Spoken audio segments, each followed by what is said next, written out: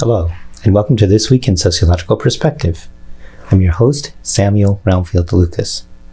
This week, we discuss results from the natural experiment of COVID-era remote instruction.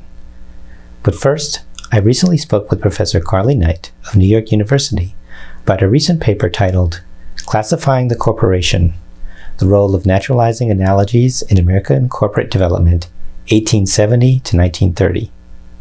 The paper is to be published in the Socio-Economic Review and is sole authored. Before I get to the interview, if you're watching this on YouTube, I have 3 brief requests to make and 1 offer to extend. My requests: if you find the show or episode interesting, please like, subscribe, and comment.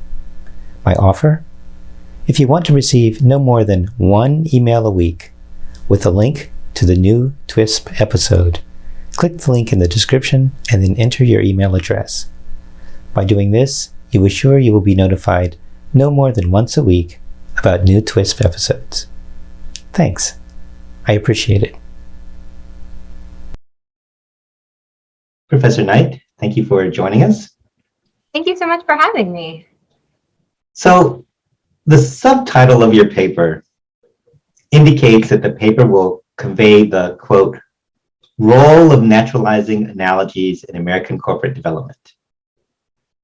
The subtitle, therefore, presupposes that analogies played a role in American corporate development.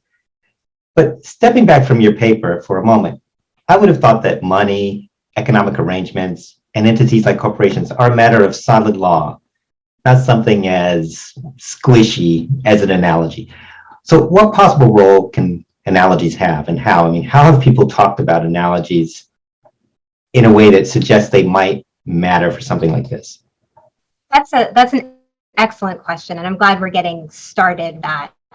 I want to start by saying that it is, of course, absolutely the case that if you want to explain a phenomenon as broad as American corporate development, you have to go to power, to money, to economics, all that. The thing that I'm trying to do on this paper is focus on one aspect that I think has been underanalyzed in American corporate development, and that is analogies. So your question is, why would something as squishy as analogies be so determinative of something like corporate regulation or corporate law? And the reason that I think it is, particularly in the realm of American corporate law, is that one thing you learn that I think is very interesting when you start delving into the expansion of corporate rights over the course of the last 200 years of American jurisprudence is it's actually the case that the American Supreme Court has never really laid out in detail an extended justification of why it's the case that corporations should have rights that have been traditionally reserved for citizens, things like 14th Amendment protections or 5th Amendment protections.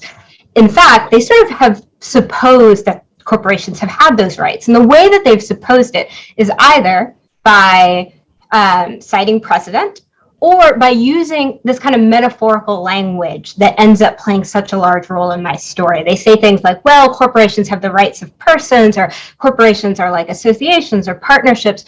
So metaphor and analogy actually has ended up playing a pretty big role in American jurisprudence about corporations. And that's not going to be true of all phenomena, but I think in this case, metaphor and analogy has played a role in understanding and answering for the court the question, what is a corporation?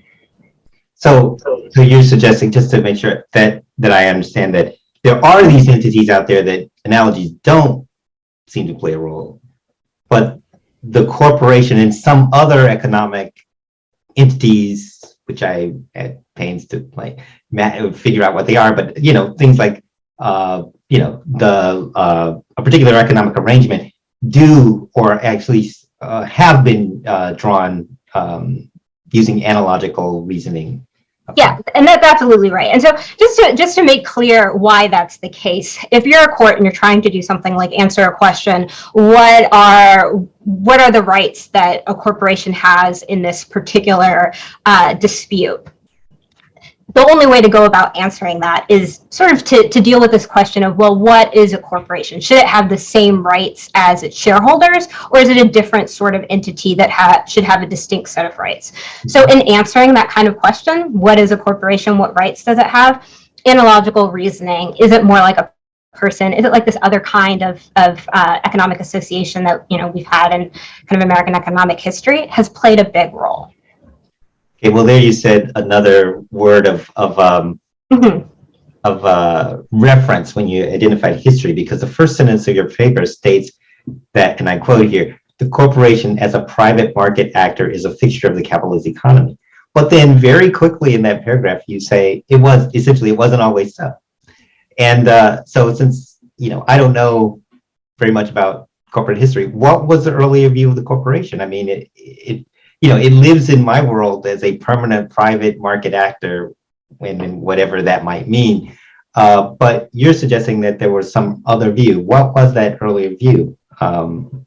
Yeah, so this is a history that I think is so important, and that unfortunately not enough Americans know. And that's, you don't have to go that far back into American history to hit a completely different understanding of the corporation. So particularly prior to the American Revolution, corporations were principally used for public projects. So if you had the benefits of being able to establish a corporation, if you go out there and get a corporate charter, the idea would be that you'd be using those privileges of incorporation to do something for the public. So corporations were mostly associated with things like building bridges or canals or libraries or churches, things that were public works projects.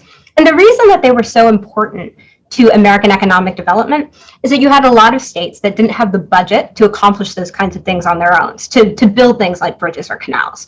So they would give the privileges of incorporations to a group of shareholders who then, undertook these projects that had some public benefit.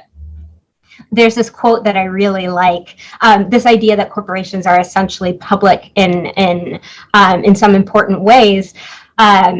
This quote from 1805. So as late as 1805, you had the Supreme Court Justice of the North Carolina Supreme Court say that it was difficult to even imagine that there would be a corporation established for just private purposes. And obviously now you fast forward 200 years, we're in a completely different world, right? If you were to Google what is a corporation, I think one of the first definitions that comes up is on Investopedia, and it says a legal entity that exists for accumulation of profit for its shareholders, right? That's just what we take for granted it is now. But as recent as 200 years ago, that was not the presumption. Well, it's, I'm sort of thinking it's exactly the opposite for me. It's hard to think of a corporation other than that Investopedia. Yeah, that's right. That's great. But, it's similar to evolution in just as I can juxtapose ancestral fossils and living species and see, they're different. In your case, I can juxtapose, what you said about the old corporation and the new corporate versions, and I can see they're different. But just as with evolution, the transitional process can be hard to see. What did you do to get at the transitional process? Because somehow you've done that in this paper. And what did you do to get to do that? That's a great question. So it's a really hard thing to do, because essentially what I'm trying to trace are different ideas and different analogies and different legal understandings of the corporation over pretty significant historical time period. So what I did was I focused on debates that were happening in the legal academic field. So basically between 1870 and 1930, what I did was take the kinds of materials that lawyers would use to teach law students or to make kind of legal arguments, things like legal treatises, also legal textbooks, and then case books became a way that law was taught towards the end of my period. And I took all those documents that made explicit sort of arguments about what is a corporation, or the parts of the textbooks on corporate law that were trying to define what is a corporation. There would oftentimes be a chapter on that. And so I took all those texts and traced what those arguments were and how they changed and the different schools of thoughts and debates that occurred during this period. So what were the different contending schools of thought around this, what corporations are, and what process what context pertained as the process began of this transformation? Yeah, absolutely. So there are three main schools of thought that I'm investigating in this paper. And the school of thought that is associated with that view that corporations are they're somehow public in some deep foundational way is known as grant theory, or sometimes called concession theory. And the idea is that, okay, corporations have all these rights. They have the right to limited liability. They can contract as an individual. They have infinite life. Those are all rights that were given to them by the state. So in essence, they are grants of power from the state, or the state has conceded their concessions of power from the state. And so that's a view that says, first and foremost, corporations are these artificial, intangible beings. It's associated with John Marshall's famous definition from the Dartmouth College case. They're these artificial, intangible beings that exist only in creation, only due to the creation of law. So that's grant view. And grant view, the grant theory of the corporation really diminishes over the course of my period, such that even though there are elements of it that of course still remain, that idea that they're fundamentally grants of power from the state is pretty diminished. It's pretty much in the background now.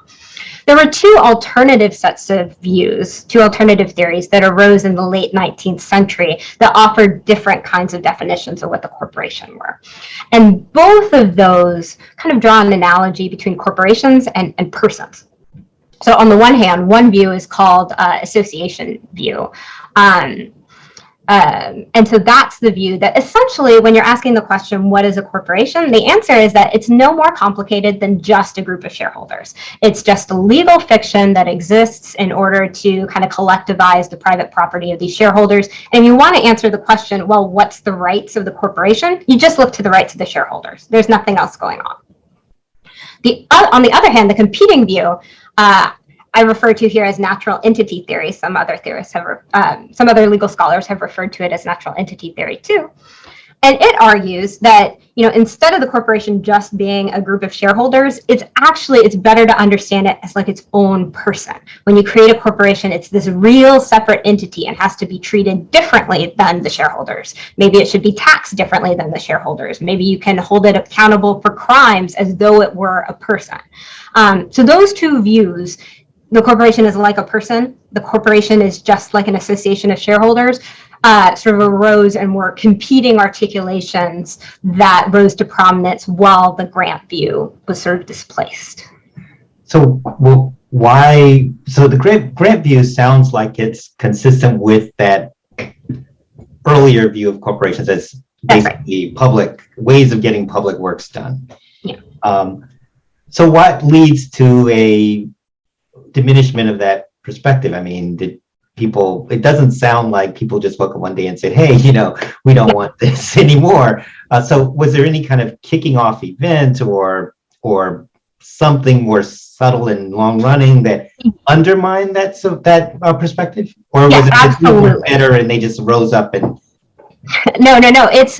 It diminished over a course of a really long time, over more than a century. And there's some debates about what the most important event was that kicked off that kind of diminishment. In fact, one of the things I'm trying to do in this article is push back against some of the kind of standard taken for granted views of what that event was.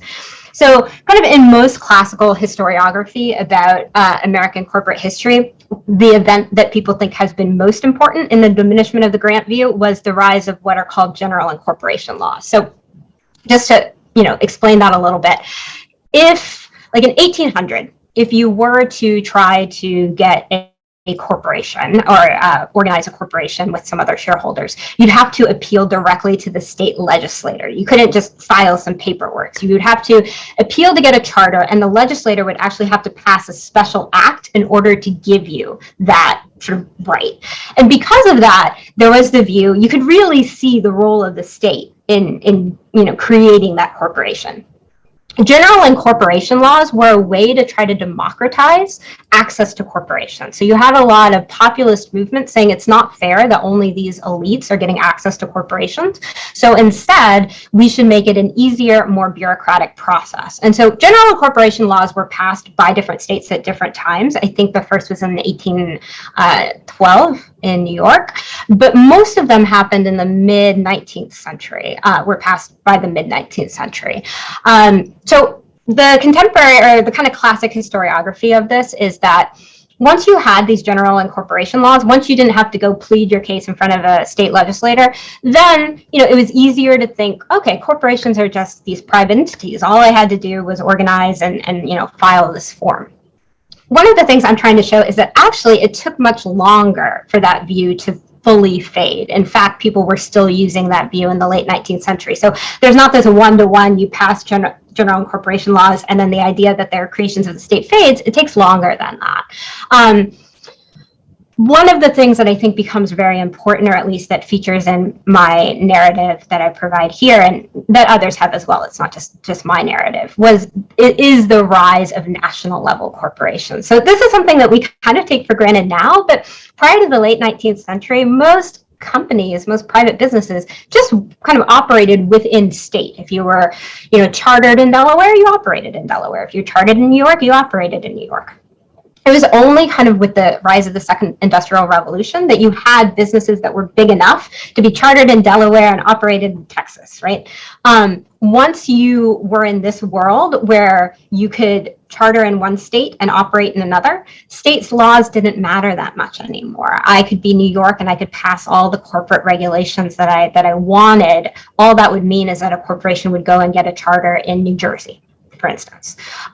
So I think that that is one development that I think plays a bigger role in kind of the diminishment of this idea of grant view, is that essentially states started, there's what some people refer to as a race to the bottom to create kind of the most favorable laws on the books for corporations. And, now that state's Delaware, and at the time that state was New Jersey. That's a fascinating story, because it's sort of like what's happened is there's an erosion of state power, and that creates conditions where the understanding of what a corporation actually is can start to move. Absolutely. But what becomes possible and what becomes impossible, if anything, when we stop seeing U.S. corporations through the lens of grant theory and start seeing it through the lens of either one of these other theories? Yeah, I would push back on the framing of the question just a little bit, because I don't want to say that any of these theories make something impossible. I think one of the ways to think of these theories is that there's this, Morton Horowitz used to say they tilt in favor of one outcome or the other, rather than are determinate of one outcome of the other. So oftentimes you'd see Supreme Court justices use different parts of different theories in their judgments. So it's not the case that somebody would adopt this theory and then follow it kind of to the letter and then come up with this judgment. It was more that theories sort of set suppositions one way or another, kind of pushed one way or another. Basically, I think one thing that happened was that as long as you have grant theory working in the background, there's sort of a supposition that the state has an interest in regulation. Once you have an association theory where the corporation's nothing more than the rights of the shareholders, it becomes easier to see corporate rights as being the same as shareholders. In fact, that legal thinking has been kind of behind the extension of a large set of rights to corporations. So things like kind of more recently corporate political speech rights, that was Citizens United in 2010, corporations having religious freedoms, that was Hobby Lobby in 2014. Those cases they weren't using this association view, but they use this idea that essentially they're kind of ignoring the corporation, they're piercing the corporate veil and taking the rights of the shareholders and reading those as the rights of the company. So the fact that like the Green family who owns Hobby Lobby has religious protections means that the privately held corporation that they run also has these religious protections. So that kind of theory makes it easier to read rights into the corporate entity. Was that the aim or the reasoning or the goal of the original adherents? I mean, what motivated their promulgation of these particular alternatives to the grant theory, which is yeah, that's a great question, and it's hard to answer exactly just because there were so many different. I mean, these are big theories, and there's a lot of people behind them doing different things. The kind of avatar I take of the association theory is Victor Morwitz, who wrote this treatise that's most associated with it in the late 19th century. That was actually a hugely influential treatise on corporate law. And there, I don't know that his motivation was straightforwardly to increase corporate rights. Sort of towards the end of his life, he kind of lamented corporate power. So I'm not sure that he would have said that was his straightforward goal. But he was oftentimes a corporate lawyer, and that view was used to try to fight for corporate rights. So, for instance, they weren't trying to get political speech rights or religious rights at that time, but they were trying to do things like evade state laws or certain state regulations. So there's like a famous set of cases, these Santa Clara Railroad cases, where California had essentially passed some laws on how it taxed land and wrote in the law that there was a mortgage deduction or a tax deduction that one could take if they were a citizen of the state, but not if they were a corporation. So obviously a corporation like a railroad company that owns vast tracts of land, a law like that really increases their tax burden, right? So they use that reasoning in the Supreme Court case to say that essentially if a corporation is nothing but its shareholders, you're discriminating against shareholders, right? Like by passing this law, you're saying once a person organizes as a corporation, they're going to have this additional tax burden. So that idea really was being used to fight for corporate rights, in this case, against kind of state regulations. So if we step outside, I mean, the court, we can talk about the court, but does this have do these debates, they're over 100, they're about 100 years old, and your analysis of the past is, very illuminating, but I'm wondering, do these debates echo forward? Do we see, you've made a case, you've pointed out how in the Hobby Lobby case and Citizens United, but are there any places where outside of just the court, in social movements or in how people position themselves in relation to corporations or something, or is it for those people, for those arenas, it's kind of lost to the past and it doesn't have effects? I think this is actually a really exciting moment because part of the reason I picked up this project wasn't just that it was historically interesting, which I think it is, but that I think we're in a moment in which that actually this idea of corporate personhood or theories of corporations has become repoliticized, and something that's not just in the realm of corporate law or Supreme Court cases, but actually has been the target of social movement groups. So in the aftermath of Citizens United, right after 2010, when I was in graduate school, you saw groups like Occupy Wall Street really pick up this issue. There were banners, I remember, everywhere in New York of ban corporate personhood, corporations are not people, which is essentially just a social movement group trying to interact with this legal theory. And, we could talk about the extent to which something like banning corporate personhood is even possible, or if it were possible, good.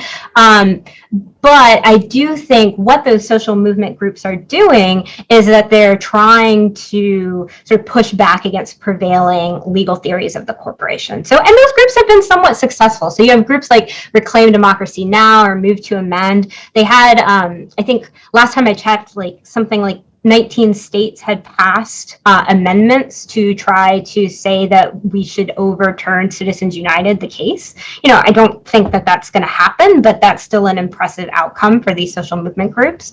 So I think that, what I was trying to do here speaks to what the goals of those groups are, which is really to figure out some way to push back against expanding corporate power.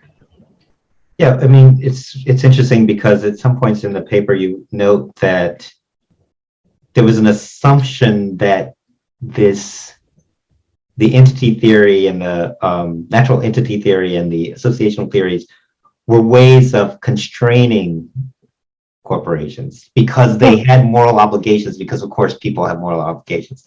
But the way it's played out is very different. It's almost like I don't know if how much it's dependent upon these perspectives, but Yeah. the idea of corporations having moral responsibilities. I mean, some do take that seriously. Obviously, they engage in that way, but it's not the idea that it's definitive of a corporation is not so clear.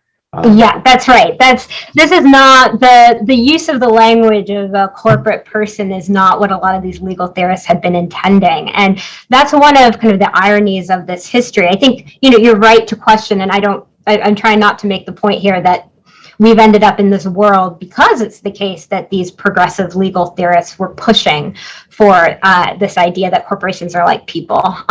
Just so that it's clear for listeners, essentially, this argument of the paper was that a lot of progressive legal theorists picked up on this idea that it was good to equate corporations with persons, because if you were to do so, it would mean that corporations had the same responsibilities and duties as persons. So particularly this was the case in criminal law and tort law. So the idea was, if an individual is wronged by a corporation, they should be able to sue a corporation just like an individual, right? Because the shareholders are protected by limited liability. So who are you going to sue? You have to sue the corporate entity.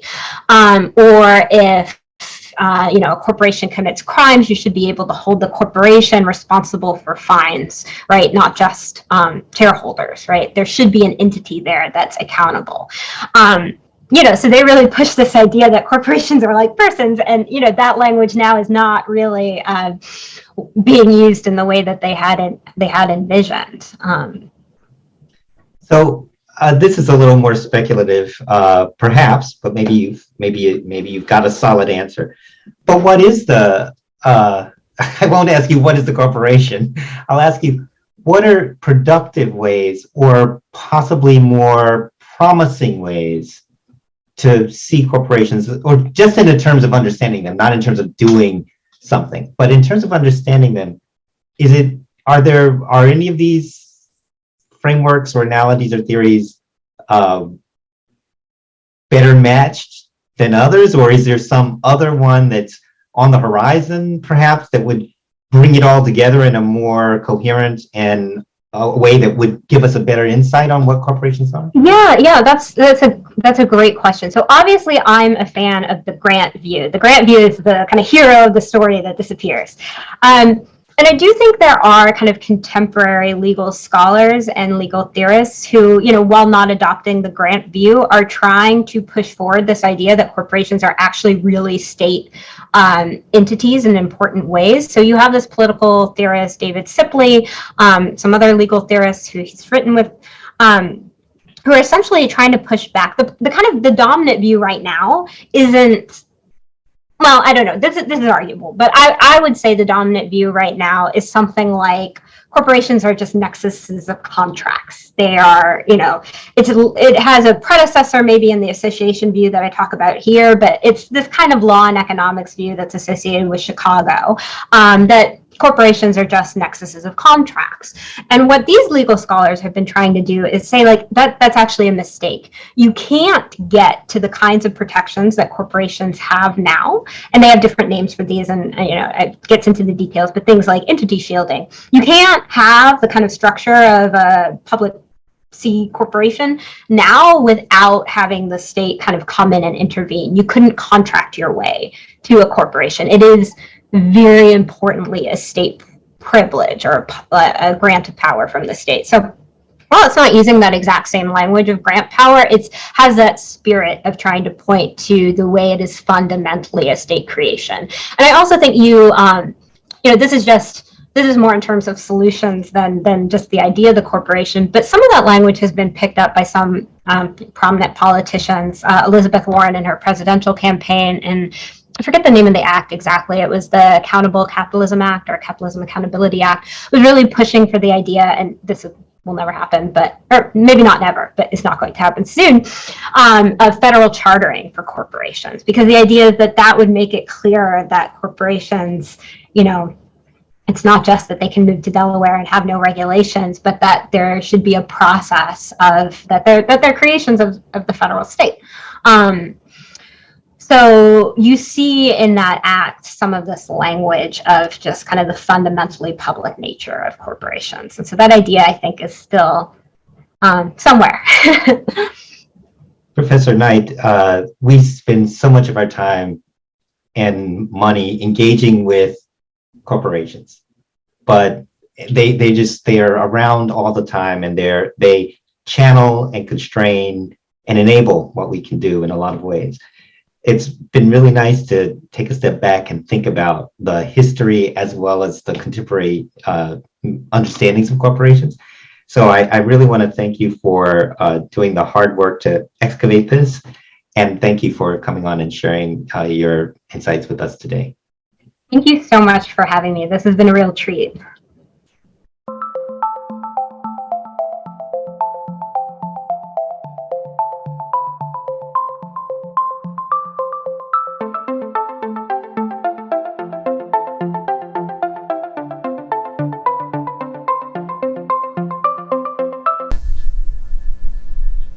Our final segment concerns evidence that the learning of 9-year-olds was reduced by the pandemic.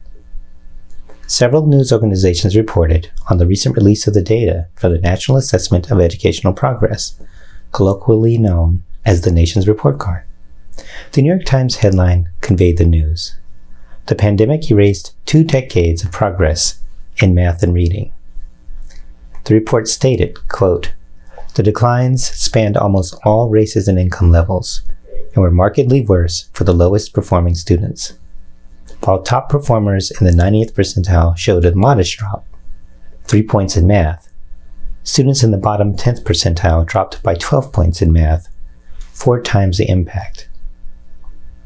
The report went on to note that, quote, "In some parts of the country, the worst of the disruptions were short-lived, with schools reopening that fall. But in other areas, particularly in big cities with large populations of low-income students and students of color, schools remained closed for many months, and some did not fully reopen until last year." Sociologically, what are we to make of these patterns? For one, the assertion about urban schools seems to be incompletely connected to the evidence. When we look at the data, while we find math scores declining for urban, suburban, small town, and rural students, reading scores do not follow this pattern. Reading scores declined in suburbs, small towns, and rural areas, but reading scores were stable for urban students. The math scores are of course concerning for all communities, but it is interesting that the communities that sustained their reading scores were urban ones, despite remote instruction and other challenges. A fact so unexpected that the New York Times report fails to notice it. Ideally, that fact would be noted and interrogated. How were urban students able to sustain their reading performance while their suburban, small town, and rural peers did not? There might be important lessons from such an investigation that could help everyone. Stepping back, the fallout from COVID should clarify some matters. COVID provided what social scientists often call a natural experiment. That is, some disruption occurred that allows us to gain insight into how things are under 2 different sets of conditions. The assumption for this natural experiment is that students who were 9-year-olds in fall 2022 had a different kind of educational experience than did students who were 9 in fall 2020. The older students had all of their schooling before age 9 in person, while the younger students had much of their schooling either remotely or not at all. So, the data can suggest whether in-person schooling or a combination of remote schooling and no schooling leads to more learning. It seems that in-person schooling with the current set of teachers is better, at least for youngsters. I imagine many of you hearing this conclusion might be thinking, "Thank you, Captain Obvious." But the lesson is not so obvious, at least if you look at the last 30 years of attacks on schools and proposed reforms. In the early 2000s, we introduced tests to evaluate schools, with punishments and closures to follow if they did not measure up. States passed legislation allowing or mandating charter schools, and their numbers have grown. But the attack on schools and teachers continues. During a January 2021 episode, Fox News host Jesse Waters said about striking Chicago teachers, quote, "I don't think these teachers are even smart enough to be in the classroom." And co-host Greg Gutfeld followed up with, quote, "It's time to pull the money out of the systems. Start backing the parents. Give them the money so they can make the choices for the best education, whether it's school choice, homeschooling, the Peloton model," unquote. Some so strongly doubt teachers' confidence, we now have directives that ban not only books, not only certain words, but just the possibility that a student may end up feeling bad at the end of a unit. These are not the interventions you would expect someone to propose if they believed the institution employed competent and well-meaning personnel. So when we look at the nation's report card and see declining performance during the period of COVID lockdowns, we should also see that despite insufficient budgets, aging infrastructure, low monetary pay, and low psychic pay in the form of continuing disrespect, the schools we now have must have been doing something right. Because when we conducted the natural experiment of reducing students' access to the schools we have, we reduced their learning. The result is a sad one, but if we understand its meaning, we can perhaps stop attacking teachers in schools, because that's what we will need to do to have a chance to help those students get back on track, help new students stay on track, and have an education system that attracts and retains the teachers we need if we are to have any hope of accomplishing those clearly important goals and more. That's This Week in Sociological Perspective. We'll be back next week with another interview with an author of some important sociological research and more sociological insights on an issue in the news. Till then, take care.